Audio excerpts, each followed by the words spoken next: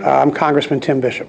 What I talked about were the legislative efforts that I have undertaken to try to deal with the issue of burn pits. I talked about a constituent, Dina McKenna, whose husband, Bill McKenna, succumbed to a variety of illnesses that clearly were burn pit related, and the Department of Veterans Affairs, prior to his passing, had declared him to be 100% service disabled and indicated quite specifically that the disability was as a result of exposure to toxins related to burn pits. So that is the VA going on record as saying that this individual, at least,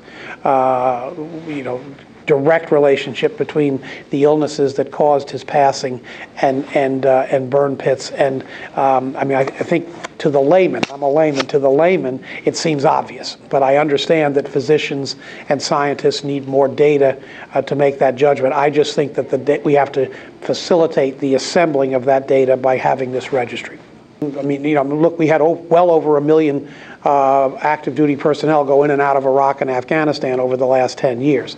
So fill in the blank, the following tens of thousands, hundreds of thousands of people were exposed to burn pits.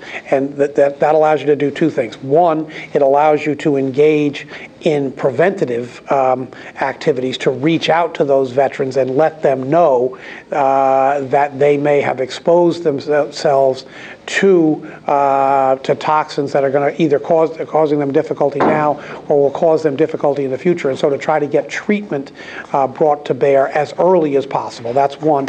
And the second is to establish a database of illnesses related to exposure so that you can really sort of complete the circle on causation. Members of Congress need to join on in this effort, and the awareness is growing. And I will say that when I first began this effort, a great many of my colleagues didn't know what I was talking about. They had never heard about burn pits.